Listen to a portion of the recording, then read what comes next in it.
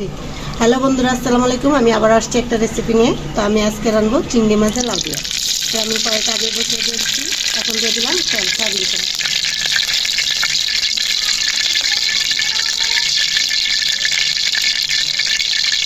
দিয়ে দিব কিছুটা রসুন।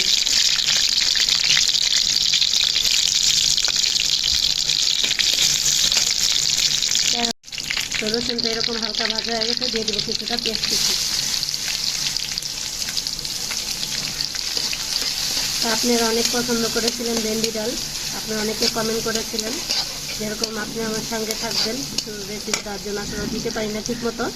তো আজকে আবার লাউ দিয়া চিংড়ি মাছ অনেকেই রান্না করেন, এটা কোনো কমন কিছু না।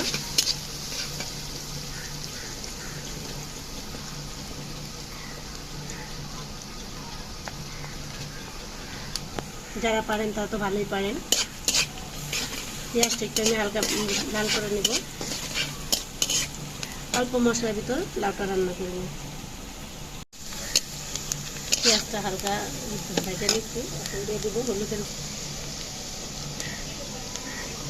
4 চামচের আধা চামচ, দিয়ে দেবো মরিচের গুঁড়া,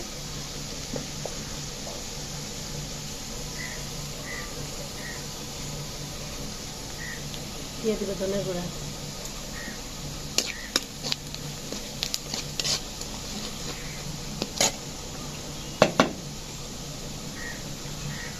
দিয়ে দেবো স্বাদ মতো লবণ, দিয়ে দেবো কিছুটা পানি।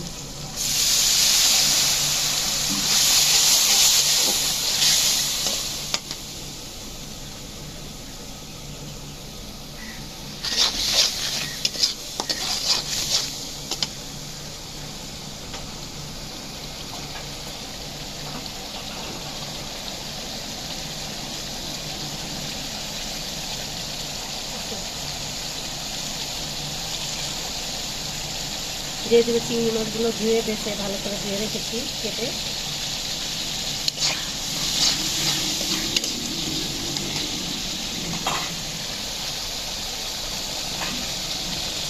দিয়ে দেবো আলুগুলো।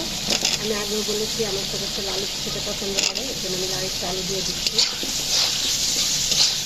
আপনারা চাইলে আলু দিবেন না, অনেকে আলু দেয় না, তো আলু দিবেন না।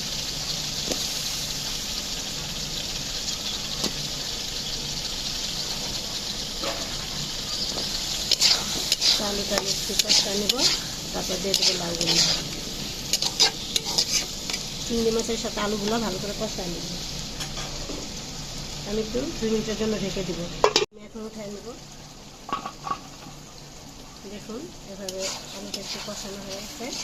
আমি লাউগুলো ভালো করে কেটে ধুয়ে রেখেছিলাম, এখন আমি দিয়ে দিব।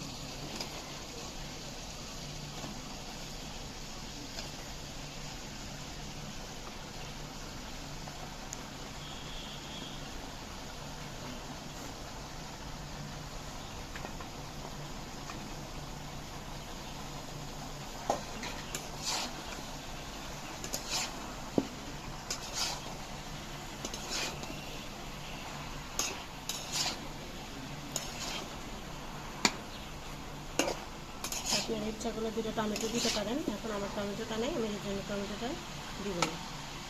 এখন আমি আবার ওটা 5 মিনিটের জন্য রেখে দেবো।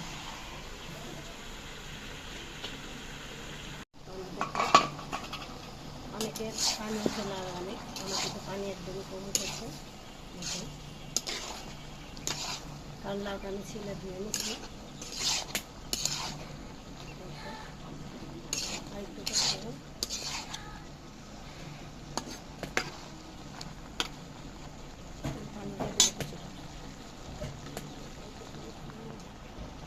করতে পানি দিয়ে দেবো, পানি উঠে না একদমই আমার।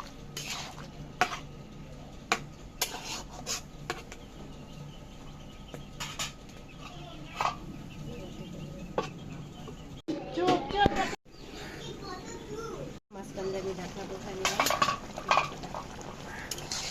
দেখুন প্রায় হয়ে আসছে, লাউটা একটু সিদ্ধ হবে।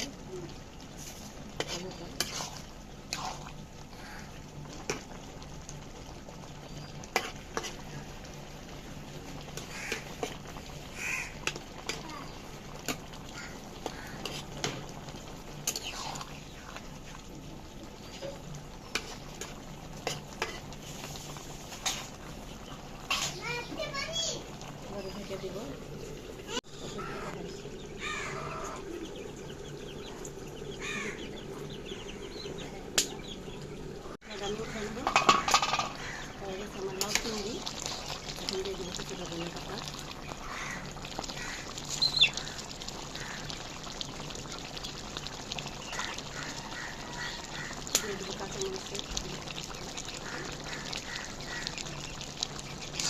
তো আমি এখন লাউটা নামাই নেব। হয়ে গেছে আমার লাউ চিংড়ি।